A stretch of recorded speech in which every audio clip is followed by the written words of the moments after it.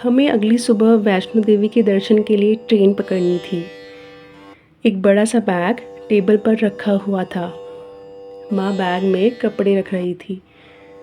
पापा बाहर किसी काम से गए थे और दादा दादी भी अपनी छोटी मोटी तैयारी में लगे थे। यूँ तो मैं कई बार ये सवाल माँ से पूछ चुका था कि हम वैष्णो देवी क्यों जा रहे हैं, पर मुझे ठीक से जवाब नहीं मिल पाया। शायद माँ अपने काम में बिजी थी, पर मैंने एक बार फिर मन मारकर माँ से पूछ ही लिया कि माँ बताओ ना, हम वैष्णो देवी क्यों जा रहे हैं। पीछे से एकदम दादी ने जवाब दिया, बेटा हम वैष्णो देवी माँ वैष्णो के दर्शन करने जा रहे हैं। वैष्णो देवी एक मंदिर है। यह मंदिर माँ दुर्गा का पवित्र रूप है। यहाँ लोग दूर दूर से माँ के दर्शन करने आते हैं, क्योंकि माँ की कृपा से उनकी मनोकामनाएं पूरी होती हैं। दादी, दर्शन क्या होता है? बेटा, जब हम मंदिर जाते हैं और भगवान की मूर्ति को देखते हैं, उसे ही दर्शन करना कहते हैं, समझे? और इस पवित्र मंदिर से जुड़ी एक कथा भी है, सुनेगा? दादी ने मुझसे पूछा। मैंने उत्सुक होकर दादी से कहा, सुनाइए ना दादी। इतने में पीछे से माँ की आवाज़ आई, बेटा सो जाओ, सुबह जल्दी उठना है। और माँ जी आप भी सो जाइए, 10 बज चुके हैं। मैंने सभी तैयारी कर ली है, बस सुबह आप सब जल्दी उठ जाना। माँ की बात सुनकर दादी ने आहिस्ता से मेरे कान में कहा, चल सो जा, सुबह ट्रेन में सुनाऊंगी कहानी। मैंने हंसते हुए दादी से कहा, ठीक है, और मैं वहीं दादी के पास हो गया। अगली सुबह हम रेलवे स्टेशन पहुँचे। स्टेशन में काफ़ी भीड़ थी। ट्रेन पकड़कर हम अपनी अपनी सीट पर बैठ चुके थे। ट्रेन में काफ़ी लोग थे।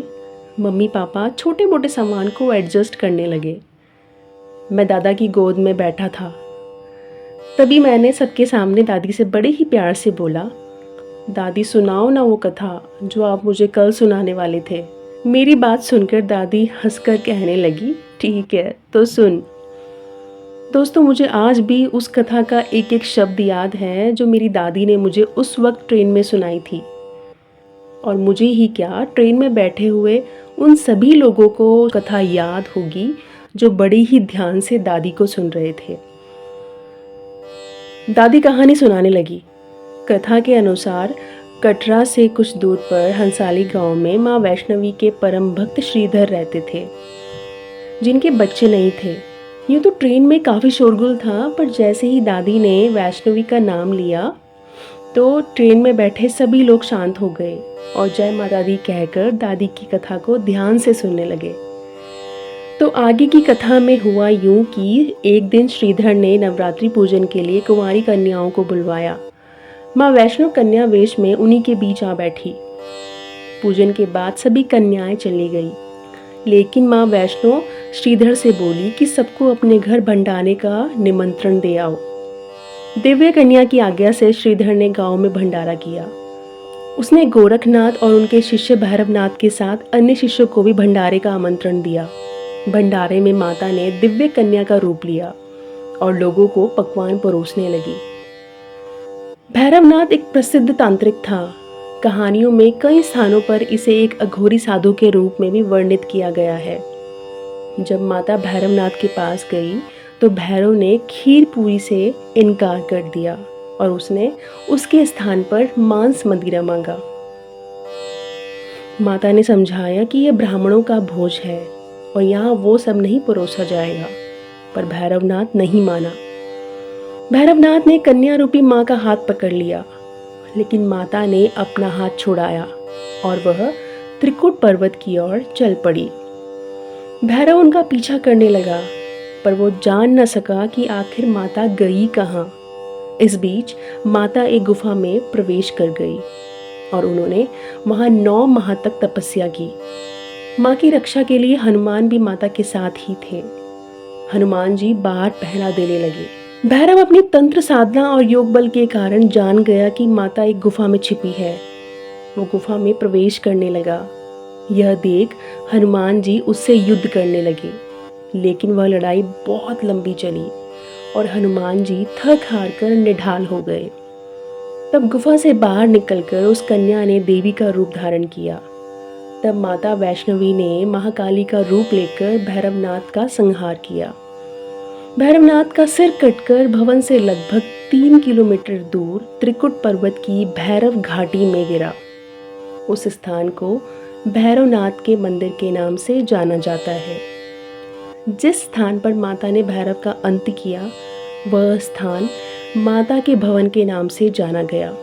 इसी पवित्र स्थान पर माता महाकाली, माता महासरस्वती और माता महालक्ष्मी पिंडी स्वरूप में आज भी दर्शन देती है।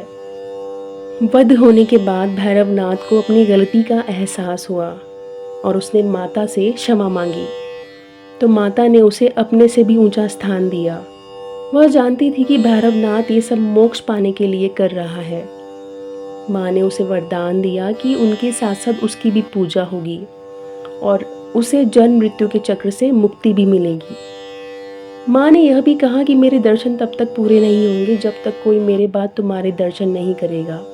इसीलिए लोग वैष्णो देवी के साथ साथ भैरवनाथ के दर्शन भी करते हैं। कहते हैं कि यदि माँ वैष्णो देवी को प्रसन्न करना हो तो बाबा भैरवनाथ को प्रसन्न करना आवश्यक है। माता ने जिस गुफा में पूजा की, यह गुफा आज भी अर्धकुमारी या आदि कुमारी या फिर गर्भजून के नाम से प्रसिद्ध है।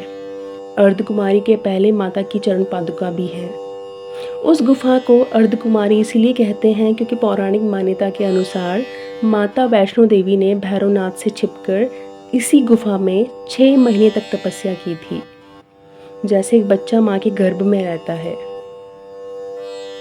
इस गुफा को गर्भजून भी कहा जाता है क्योंकि इसका आकार एक गर्भ के समान है और यहाँ से निकलने वाले भक्तों को जन्म मृत्यु के चक्र से मुक्ति मिलने की मान्यता है।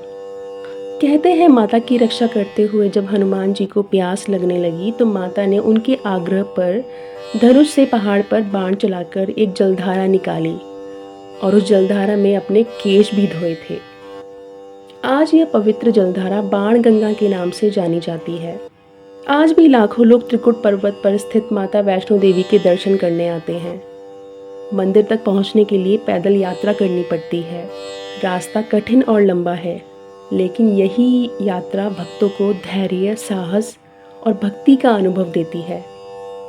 माता के दर्शन करने से लोगों के मन को शांति मिलती है और माँ उनकी मन की इच्छाएं पूरी करती है, ठीक वैसे जैसे मैंने तेरी इच्छा पूरी की इस कथा को सुनाकर। दादी की बात सुनकर पीछे से सभी लोग तालियां बजाने लगे और जय माता दी कहकर दादी द्वारा बताई कथा की तारीफ करने लगे। मेरे चेहरे पर एक खुशी की लहर दौड़ गई। दादी ने मुझसे पूछा, तो कैसी लगी तुझे ये कथा? मैंने कहा, बहुत अच्छी। फिर मैंने दादी से पूछा, दादी वैसे आप माँ वैष्णो से क्या मांगोगे? मेरा सवाल सुनकर सभी के चेहरे पर एक प्यारी सी हंसी आ गई। सवाल सुनकर दादा ने मेरा सर चूम लिया। फिर दादी ने बड़े ही प्यार से मेरे सर पर हाथ रखकर कहा, मैं तेरे लिए बहन के रूप में माँ वैष्णवी जैसी एक कन्या मांगने जा रही हूँ।